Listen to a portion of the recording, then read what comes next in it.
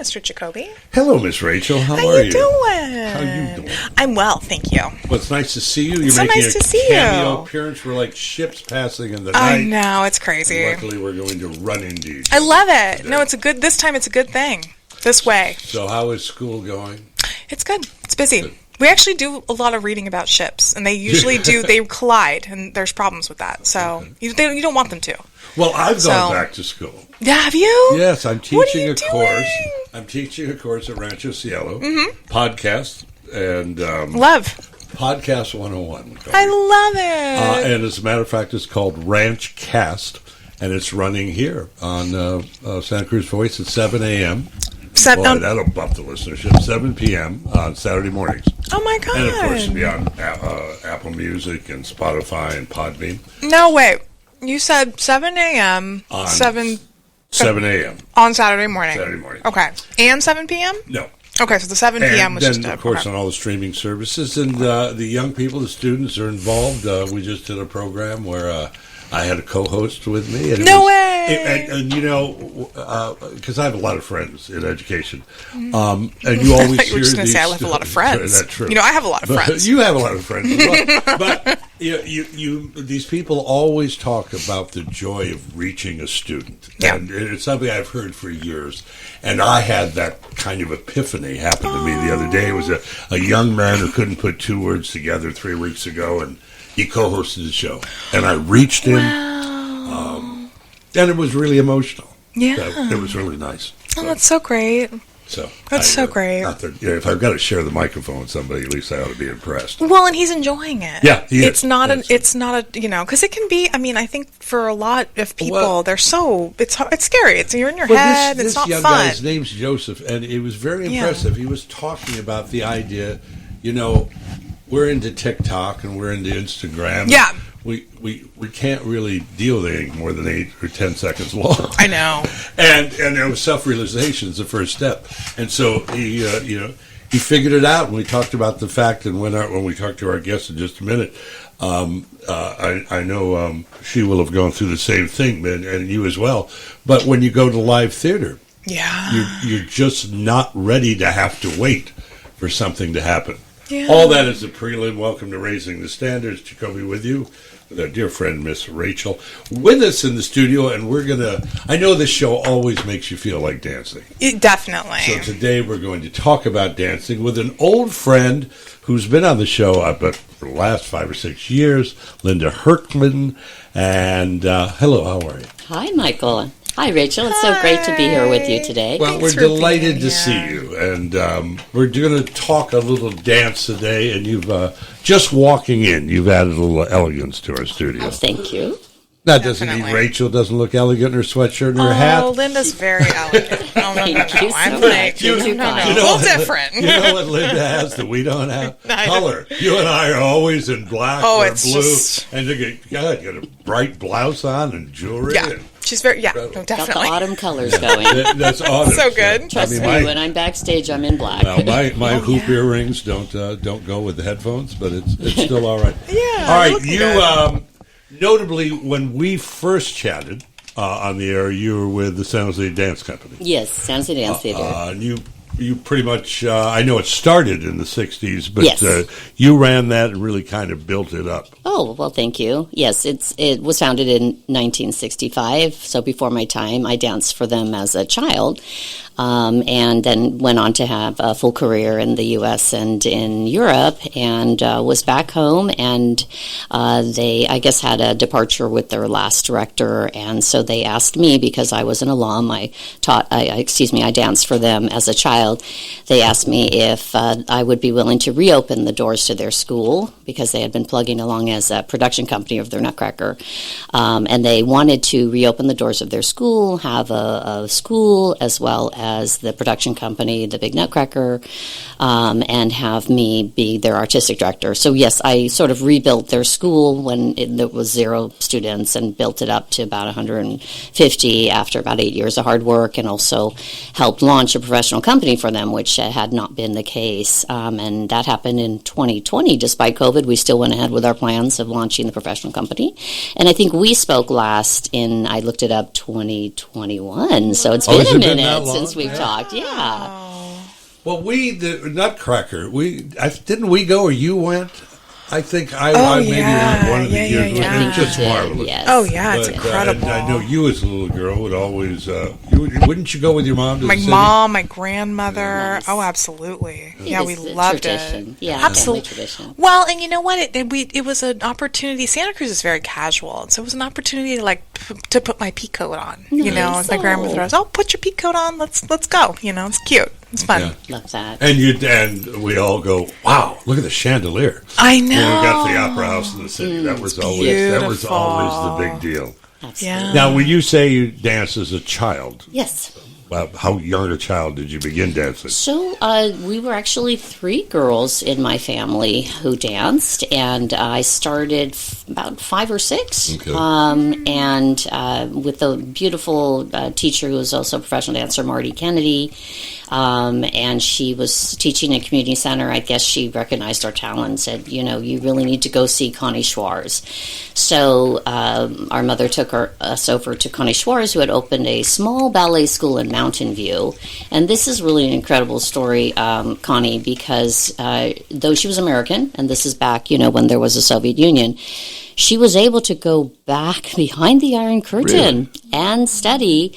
And it was then called the Leningrad Vaganova Choreographic School in Russia. It's now back to being called the Vaganova Academy. But this is the school that's associated with the Mariinsky Ballet, which is one of the best ballet companies in the world. Back then it was called the Kirov, right? During the Soviet Union, you may have heard the Kirov Ballet. So she was able to, as an American, very rare, be over there and got, a lot of that great training. Back then they didn't officially allow foreigners to study their beautiful ballet training, but she was allowed to sit and watch. So she would do that, and then she would go quickly to her hotel room and write everything she could remember.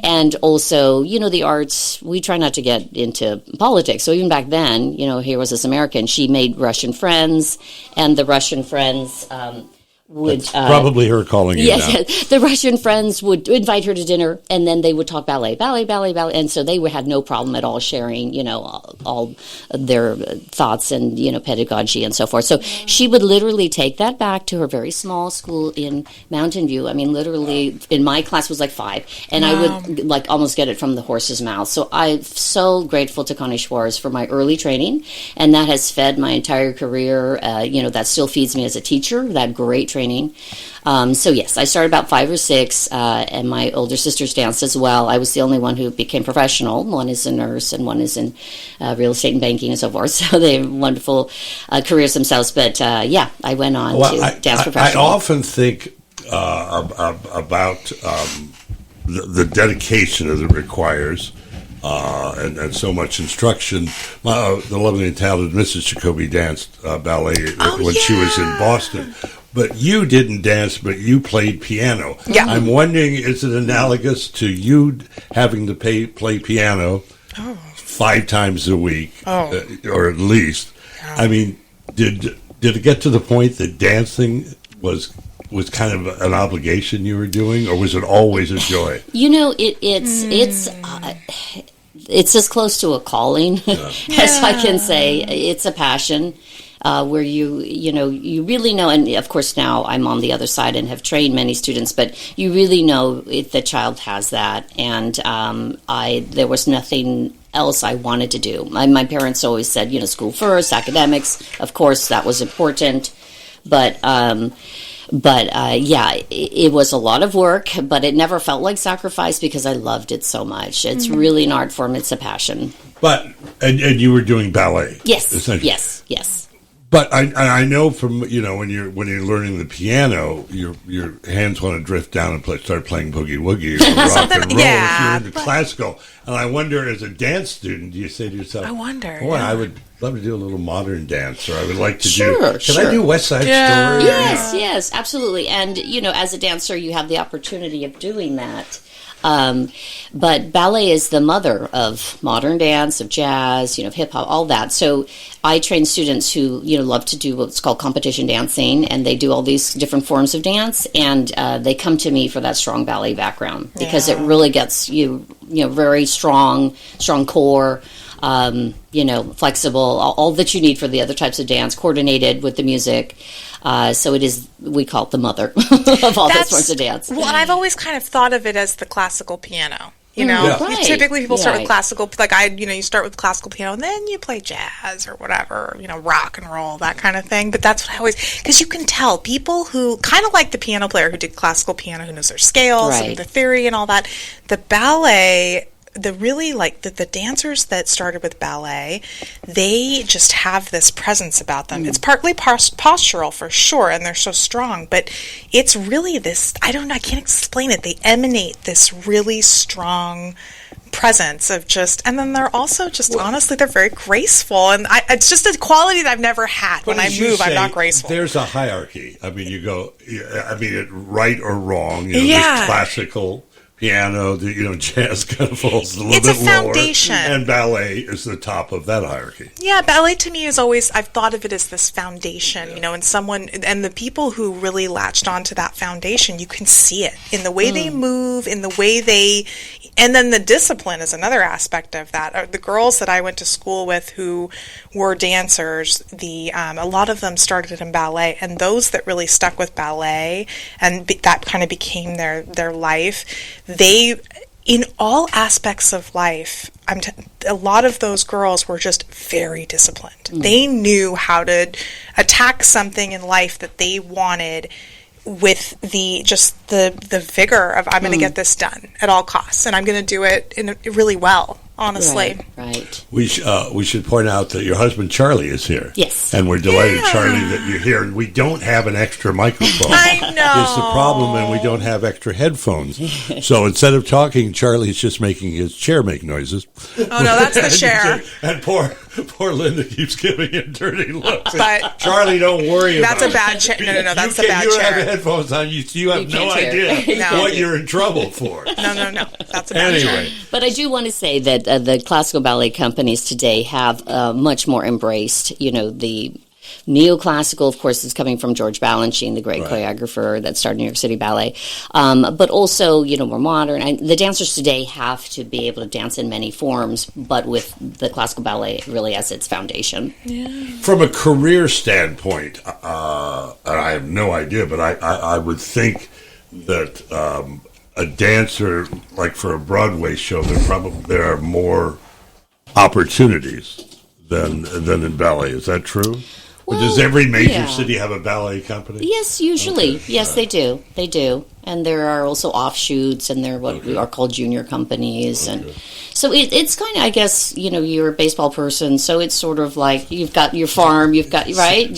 She's coming up with a sports metaphor. She's good. That's a nice way of saying, I'm going to make you understand. I'm going to say this very slowly, okay? Yes. Does this have to do with swinging a bat? It's possible that I've talked to fathers, normally people talk down to me, they're not so pleasant. Oh, my goodness. Okay. But it's that sort of thing. No, that's we all hope to go to the big league, right? There we go. Very grateful that I was able to go to the big league. And, absolutely. Yeah.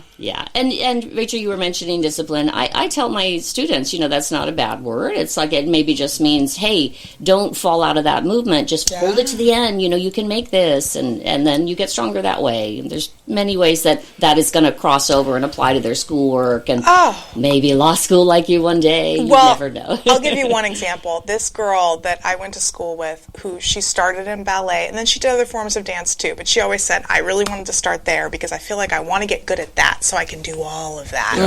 That girl, she danced her entire high school career. We went to a very, very rigorous high school. She graduated. She had the choice of Yale or Stanford, and she is now a doctor. Oh, my goodness. So, good for her. Yeah. That's just one example. Dancing around the operating room. Just dancing around. That's just dancing. Well, too. In my very short-lived teaching career, we were talking about things that aren't bad words. A couple of that are semi-bad words are comfort zone. And you find that out. The comfort zone is a two-edged sword. Because if you stay in your comfort zone, you're not going anywhere. And if you get out of it, that's your only opportunity. And I would think it's the same whether we're teaching music or classical dance. I can't do that. That's too tough on me. Well, do it. Right. And it'll make it a lot easier. Okay. So we'll fast forward a little bit. You left the San Jose Theater. Now, when you were dancing professionally, where were you dancing? So at 16, I received a full scholarship to the University of Utah Ballet Department, and I received that from Bruce Marks, who was then the artistic director of Ballet West. He was also married to one of the Tony Landers, who was a big name at the Royal Danish Ballet, and she had passed, unfortunately, from cancer. And they made a big scholarship in her honor, and I was the first recipient of that scholarship. So I danced through university. At the Utah Ballet, I was a principal dancer, and then a little bit with Ballet West, and kind of, I guess, interestingly enough, went on to be able to be a guest for Royal Danish Ballet. I don't know if there's any connection with the Tony Lander Scholarship, but that was a great privilege, and also guested with the Norwegian National Ballet. I lived in Norway for 4 years. I actually speak the language, and did also some modern work in Norway as well. With Øyvind Jørgensen. So that was great before coming back over after my career, going back to graduate school in psychology, kind of switching gears a bit and being in the psychology world for about 10 years. When she was talking about living in Norway and then used the word also, I thought she was used the word Oslo, which I thought would have been a very clever tie-in. Which is pronounced Oslo. Oslo. You have to put your lips together. Oslo. Oslo, which good is to what know. the police say when they pull you over. Oslo down. Oslo. Well, so I'm interested.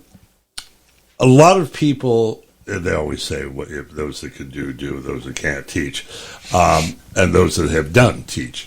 True. But I would assume that some people have a career and then go, okay, I'm not dancing anymore, therefore I'll teach. But did you find yourself in the middle of your career realizing, I enjoy teaching as well as learning? Definitely.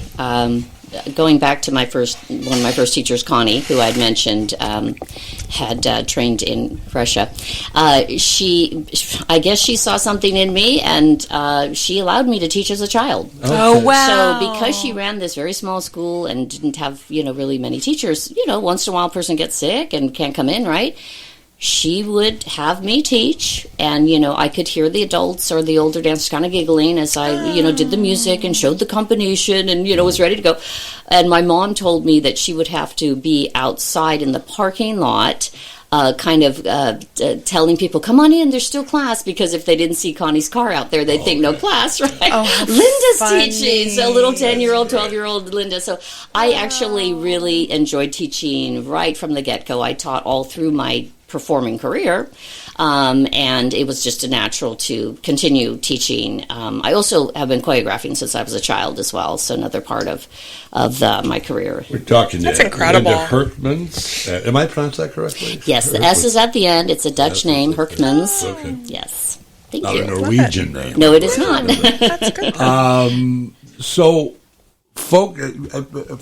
are you still teaching in terms of, folks are, I'd love to get my granddaughter, I'd love to get involved. thank Can you. people reach out? No, not me. Yes, If I have grandchildren, I'm completely unaware of it. I don't need to get them involved in anything.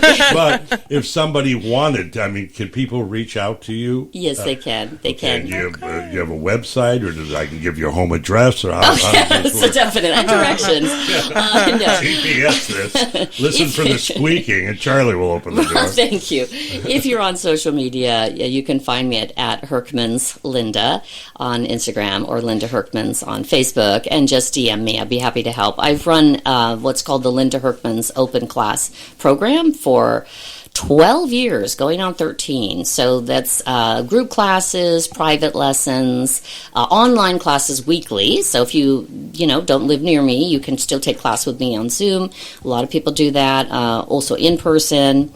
And just reach out to me. I also coach for competitions, and I'm a judge for competitions, so I'm very honored to be a judge for Youth America Grand Prix, or YGP. And you mentioned earlier you're going to the Far East. Yes. Also, I want to mention Jay Kuhn Park, who is the founder and director of the World Ballet Grand Prix and the Korea International Ballet Competition, and I've been a judge for them in Norway, and he asked me, actually just came in last night at dinner, that he invited me to judge either in Japan or Korea. He's going to let me know, but that's coming up soon. Very exciting. That's exciting. A lot of beautiful dance there in Asia as well. Oh, yes. Absolutely. Yes. We're talking with Linda Hurkmans. Can you stick around a couple minutes? Sure, thank you. Okay, let's do a little business. Rachel, you're listening to Raising the Standards, the Internet's finest hour. Anywhere.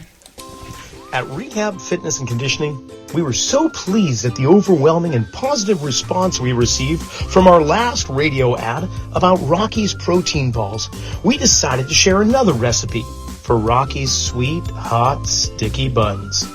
Instead of using traditional flour, we use gluten-free flour, some stevia and cachava, along with loads of cinnamon. When they come out of the oven, just drizzle some honey all over them. Talk about sticky. And if you just use a pinch of cayenne pepper, you'll turn those sticky buns into something spicy and all ready to sink your teeth into. At RFC, life isn't always about getting more fit or stronger. It's about enjoying the life you work hard to create. So if you're struggling to achieve such a life, then give us a call at 831-854-2130 or check us out online at rfcsantacruz.com. RFC, we meet you where you are. Now bite my buns. Hi, this is Deidre with Home by Zinnias, 262 Mount Herman Road in the beautiful hangar building just behind the drive-thru Starbucks. We do in-home curation services from Home by Zinnias, where I come out, see what you have going on, see how I can help rearrange potentially some of the pieces already in your home, add a few new pieces for a little bit of pop or color, and get you on your way for the holiday and fall season just around the corner. Home by Zinnias, 262 Mount Herman Road. We're open Monday through Saturday, 10 to 6:30, Sunday, 10 to 5:30, and we would love to see you here in the hangar building at Home by Zinnias. Welcome back to Raising the Standards. Jacoby with you, with Miss Rachel. I'm just looking at my phone, Rachel, to see what we've got coming up. Next week, it's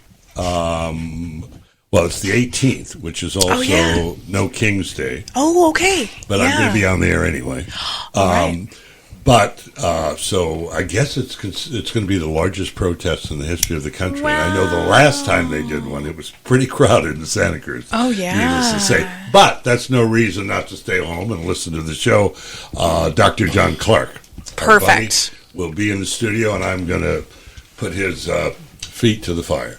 What are you going to talk? What do you mean? We're going to talk about RFK, and he doesn't have a lot of use for him. But, RFK, who recently said that circumcised babies are more prone to autism. And I went, oh, Lord, what are we making up this week? But we'll talk about that.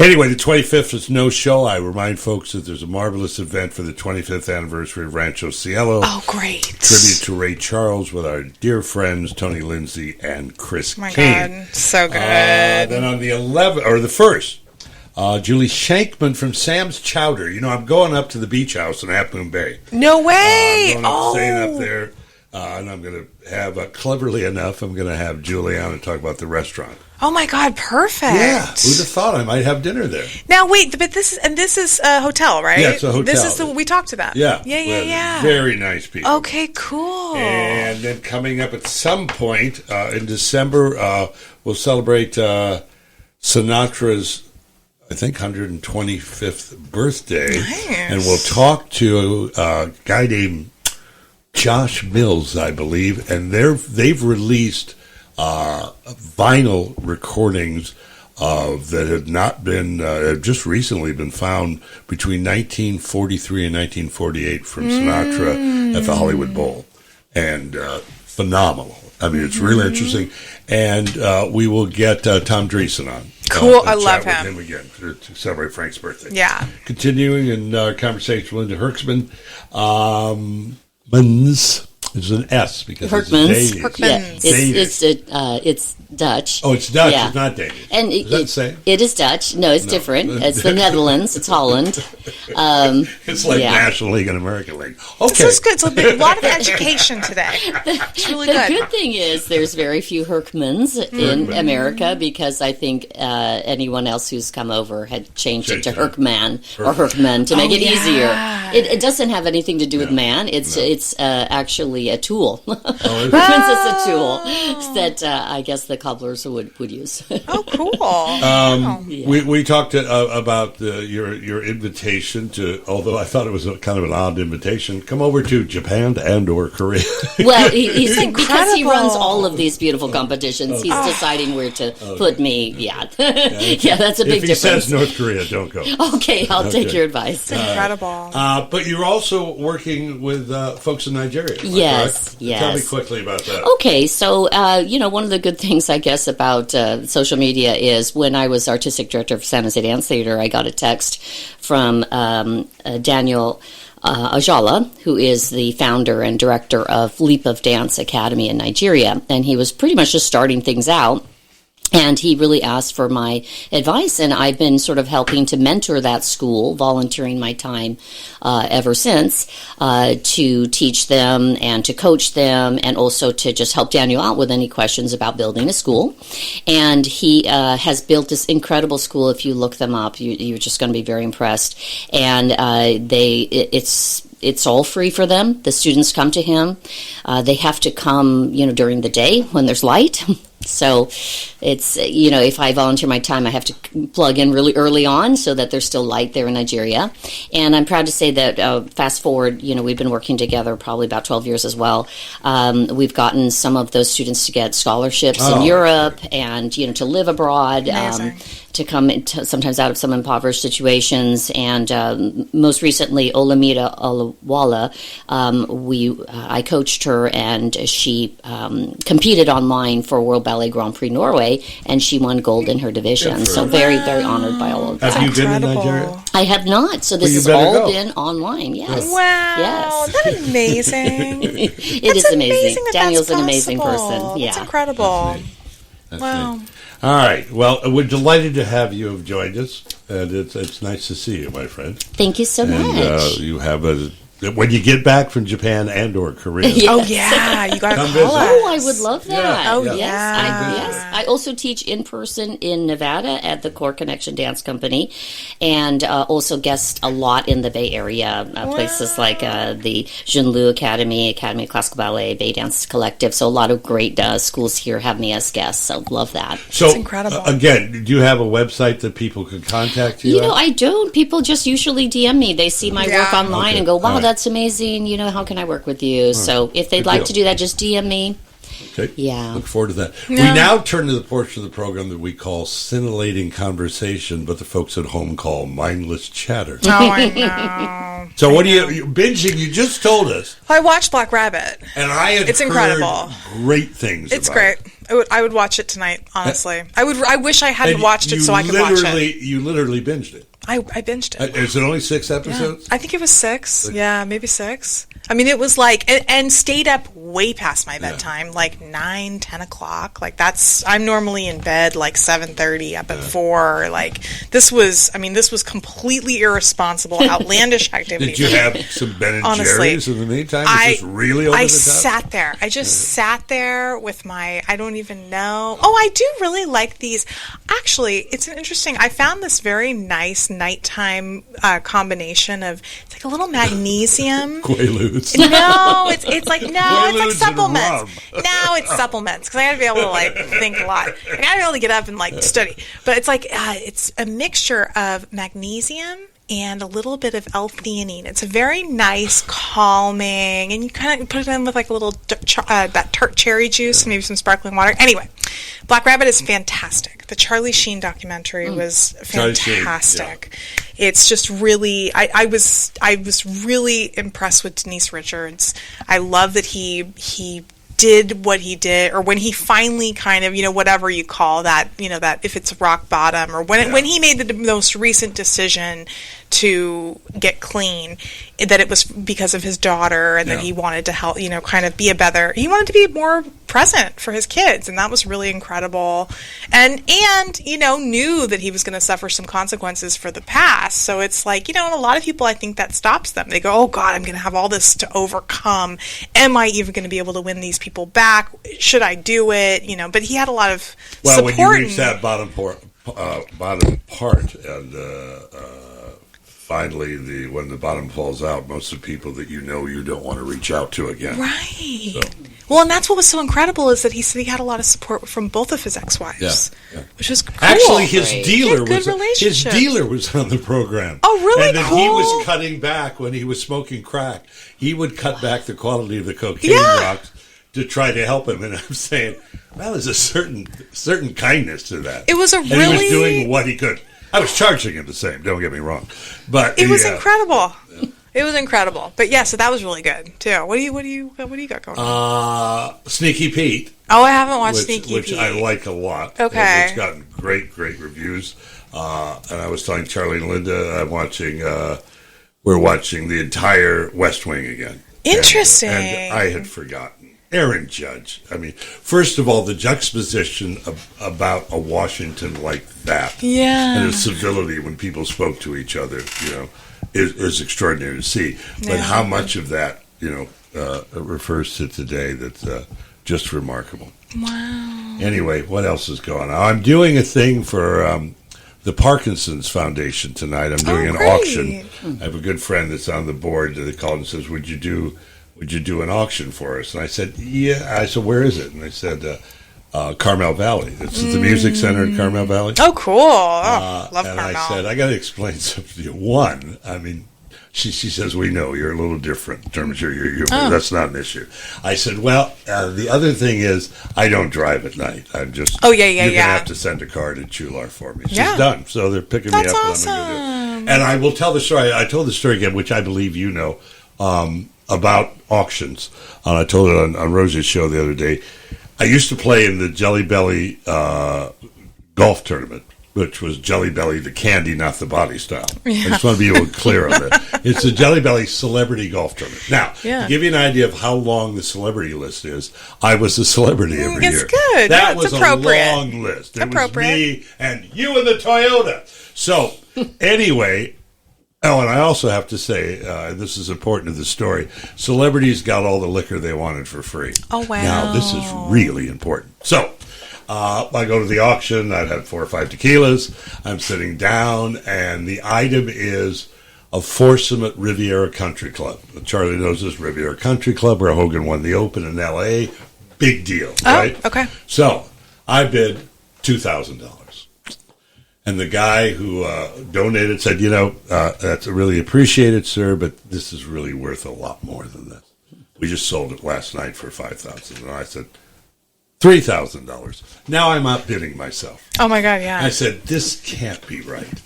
So, and then I went through that incredibly long, silent portion before they said, sold, Mr. Jacoby. Stop it. So, I call the lovely and talented Mrs. Jacoby, who is pissed off to a yeah. And I says, Riviera Country. She goes, how did you pay for this? And I said, American Express. She goes, you are a moron. And went on. So I get home. It's just, hand to God, this is what happened. I get home, and she's still angry. And I go into the living room, and I'm watching Sports Center, and she walks in with a tray of cheese, some charcuterie, a couple of glasses of wine, and says, I got to tell you, a trip to the French Riviera does sound appealing. Nice. And I said, oh, it's Riviera Country Club. Oh, no! You stupid!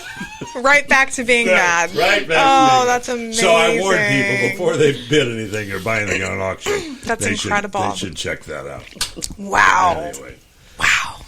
So we've got Thanksgiving coming up. Oh my God, the holidays are coming up. Let's drag you into this, Linda. Oh, You traditional. Are you the cook? in the house? It's a combination. I do a lot of it. I turn think the Charles oven does on and Charlie cooks. No. Charles does the turkey, but I do a lot of the trimmings, and a lot of family also contribute. But it's fun. It's so great to be together with family in that special time. Yeah. Now, when did you say you lived in Norway for 12 years? For actually 4 years. 4 years, yes.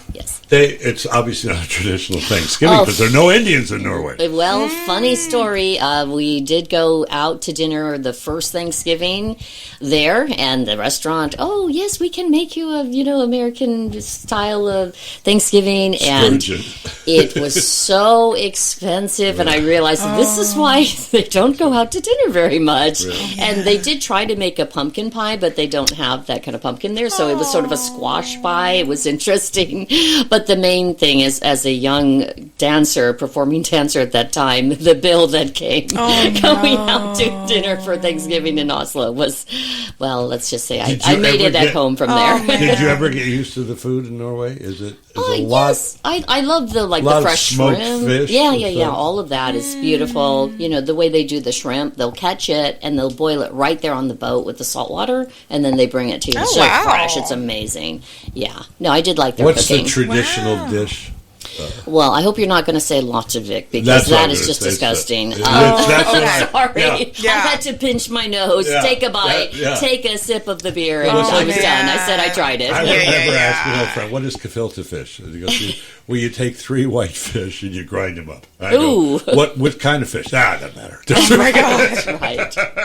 Right. Yeah. Wild. Yeah. Yes. So what are you doing for Thanksgiving this year? Oh, I'm just kind of, what am I? I'm hanging. Oh, we got to call our buddy Brian. Yeah. We got to call Brian. Brian over at Los Gatos Meats. Yeah, no, I think just hanging. That would be interesting. I've never lived abroad. And I think it's a very cool thing to do as a young person. It would just be I would get homesick. So it's incredible that's a lot of cultural change, a lot of just everything. I think I would be a little homesick around the holidays. Did you never come home for the holidays, or did you stay? So when I lived in Norway, I would come once a year. Yeah, that's that an makes expensive sense. plane. And I was busy under contract. And you were doing it. Yeah, wow. Yeah. Brave girl. I did have one older sister and her husband come visit, and that was fun. Amazing. Yeah. Just got a note from a friend of ours who's Norwegian, who is big on lutefisk. Okay. How do you pronounce it? Lutefisk. Because fisk just means fish. Oh, so fisk. Lute must be the name of the fish, right? He was pointing that out to me. So. Okay. Funny. So I think he says, well, I like it. Oh, well, yeah. Somebody has to like it. That's the thing. There's somebody for everything. That's good. What can't you eat? For instance, I can't. I don't like pumpkin pie. Oh, I love pumpkin pie. What is it about the pumpkin pie? Is it the cinnamon or the clove or consistency? Consistency is a big one for people. I get that. For it's like me and raisins. I can't eat raisins. Can't eat raisins. I used to have rabbits, and okay. The whole idea is disgusting. Yeah, interesting. Okay. No, that makes sense, actually. Yeah. My uncle was not a fan of my rabbit for that reason, that I'm thinking about it. He called them grenades. Yeah, he would say, she keeps dropping grenades all over the house. It's just a very funny little, that makes sense. What do you, mincemeat pie? That you like? I've never had that. Yeah, no, I'm not a super, to be honest with you. You're not a big dessert person. I'm not a big dessert person, but to be honest with you, I'm not a very adventurous eater. And I just talked to my brother about this the other day because our mom was a vegetarian, so we kind of grew up in a vegetarian household. And so it was interesting because he's had he lives with his girlfriend now, and my brother and I are the type of people who we can kind of eat the same thing for breakfast, the same thing for lunch, and the same thing for dinner for quite a long time because we kind of grew up eating brown rice, vegetables, salad, little tofu for dinner every night. And so it's funny, I was talking to my brother's girlfriend about it, and she goes, I just cannot deal with the monotony of your brother. She goes, every day we eat tacos every night. How does he do that? And I go, I'm the wrong person to talk to. Unfortunately, I can do that too. If I like it, I can do it. But yeah, some people are really I was going to go to a restaurant with a friend, and she goes, let's get the rabbit and then this, and I said, oh my God, I'm not that adventurous. I can't do it. Sorry. The way you were raised, though. It's interesting. I've never been able to assimilate like that. I know. Let's do liner notes. Yeah. All right. So welcome to liner notes. So I'm thinking to myself, perhaps I should feature something a bit more current. But I'd been meaning to do the Sultans of Swing by Dire Straits when it hit me. Jesus, that song was released in 1978. That being the case, I should probably get to it.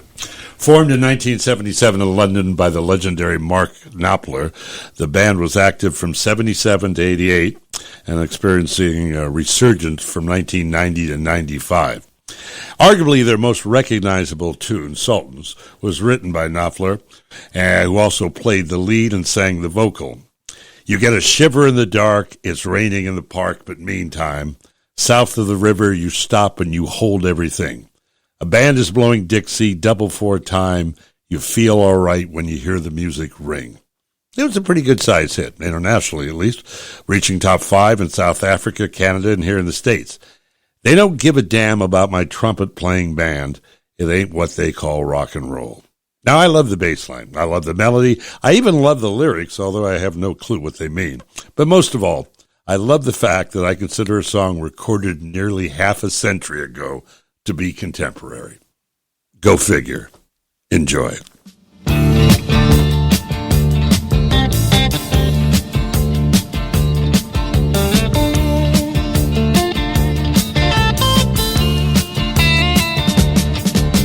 Shiver in the dark, it's raining in the park, but meantime, south of the river, you stop and you hold everything. A band is blowing Dixie, double 4 time. You feel alright when you hear the music ring.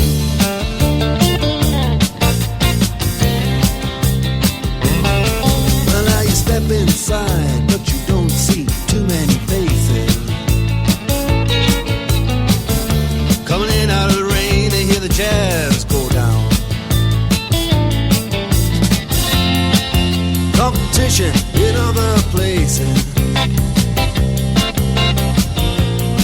but the horns, they blowing that sound.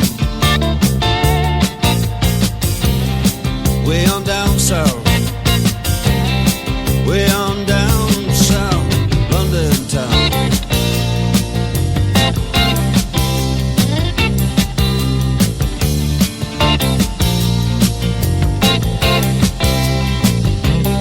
You check out Guitar George, he knows all the chords. But it's strictly rhythm, he doesn't want to make it cry or sing. Yes, then an old guitar is all he can afford when he gets up under the lights to play his thing.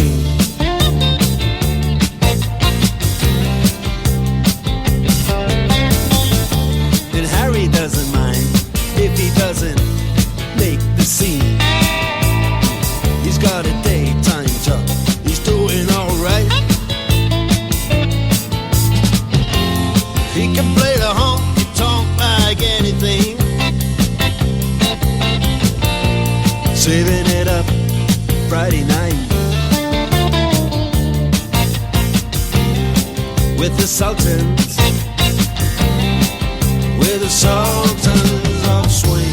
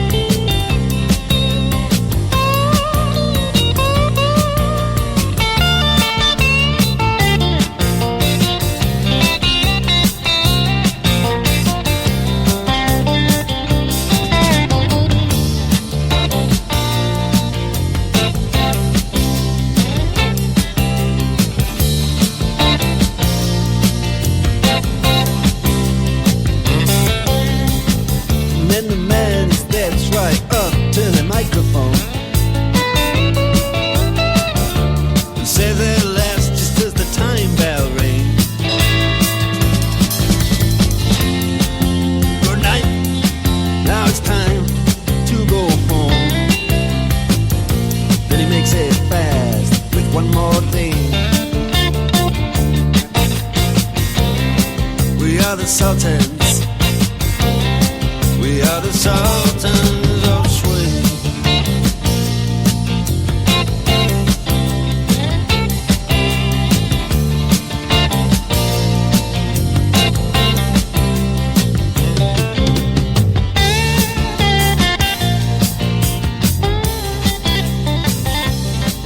Dire Straits. I love that tune. Love it. Sultans of Swing. Love it. Like it came out yesterday, right, guys?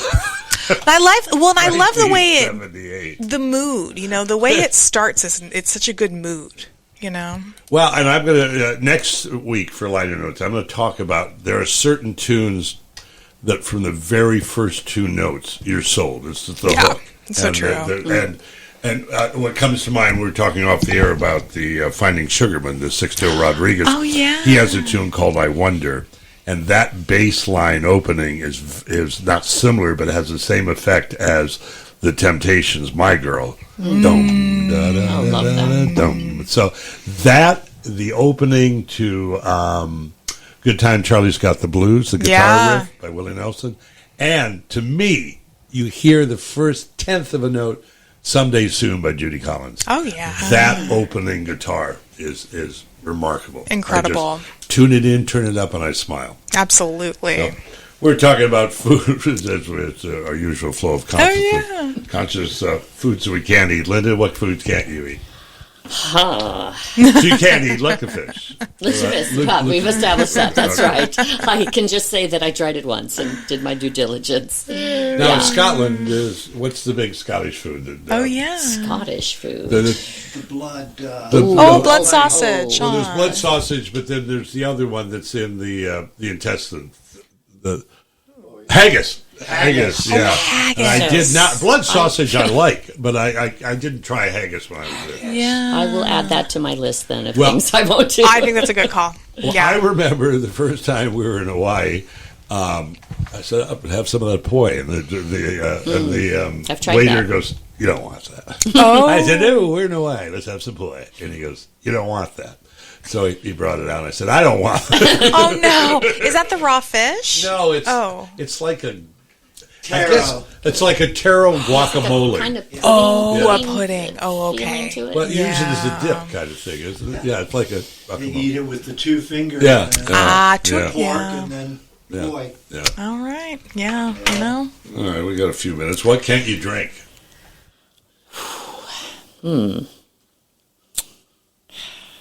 Gosh, I should be able to think of something. Well, if as a young person you ever drank a lot of something and got very ill, that normally will do Probably it for Scotch. you. Scotch, Yeah. yeah. But then I think one time someone offered something to me that was very high quality. And I was like, oh, well, this is how it's supposed to taste. That's good. Yeah. So that's good. That's For me, good. it's rum. I Rum. smell rum. I'm not a rum person. I mean, it's just terrible. I honestly have never really. I mean, Have you ever? You don't drink that heavy. I really don't drink. Yeah. I mean, I'll drink wine here and there, but. And especially, this is the thing too. And that weekend in Reno that we went on, we all blacked out. So I don't remember any of that. The Jose Cuervo weekend. No, I'm just kidding. Yeah. That no, what it is it's my sleep. Honestly, It even affects a your glass sleep. of wine now affects my sleep. So I'm just really cautious. I have to be really cautious. But years and years ago, a friend of mine, when we were, I think we just turned 21, we did drink Jose Cuervo. The bad tequila will the evil tequila. annihilate you. Evil With the word. tequila. No, that's mezcal. But nothing against That's better. Nothing against Jose Cuervo, because Jose Cuervo in Mexico is great tequila, and you can Is buy. it? Oh, I didn't know you that. can buy 100% agave in this country. However, Cuervo Gold, it says distilled from the essence of agave, which means there's no agave in it, which is why people have all the horror stories about drinking. And trust me, I have done research for all of you for a very long time. Should you drink 100% agave, you will never have a hangover, provided you stay with that and beer. Good to know. And you'll be fine. Good I to love know. the way you put that. You've done the research I've for done us. the research. Yes, You will she's also tested it. be able to jump tall buildings. I believe that's true. Okay. I assume that's true. I've never tried. Yeah. All right. I'm into it. Head cheese. Who's Appreciate it. eating head cheese? I don't know what that is. Yeah, head cheese. I've eaten goat cheese.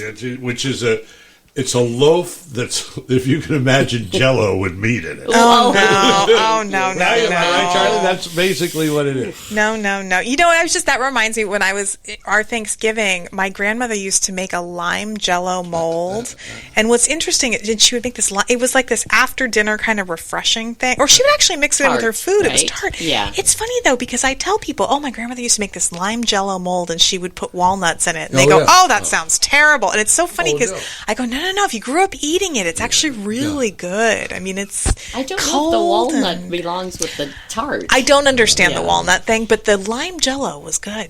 I was always surprised. You know? Okay. Well, I did like goat cheese in Norway. Oh, Cheese that is- sounds yeah, delicious. it's hard not to like cheese. Okay, and I'm going to pronounce it for you. The breakfast you ate was geitost med knäckebröd. Say that 5 times And what, fast. and what is that? You have goat cheese and you put it on like a wasa fiber, we call it in Okay. America, but it's knäckebröd. So it's a fun thing to say 5 times fast. But it's very good and healthy. Delicious. Yeah. Yeah. Well, Absolutely. thanks to Linda Hurkmans for this little Epicurean tour of the world, and also I love about it. some lovely dance conversation. Something else that's fun to say is there's the A train on its way in. Are we good on that? Oh, yeah. You can bring her in. And we are on our way out. As always, this show has been for Mark and for Georgianne. Until next week, Until next week. when we once again raise the standards, noon here on Santa Cruz Voice and anytime on your favorite streaming service. I'm Jacoby. I'll see you soon.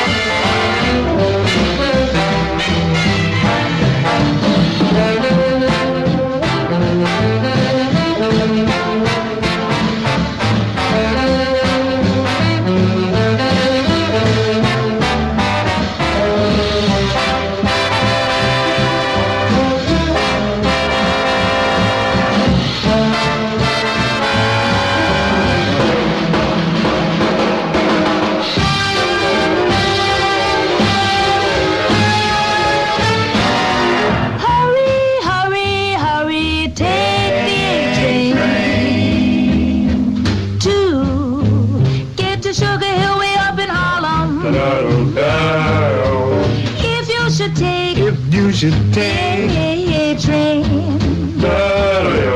You get to where you're going in a hurry. Hurry, hurry, hurry. Now it's coming. Can't you hear the rails are humming? Leota, if you should miss the A train.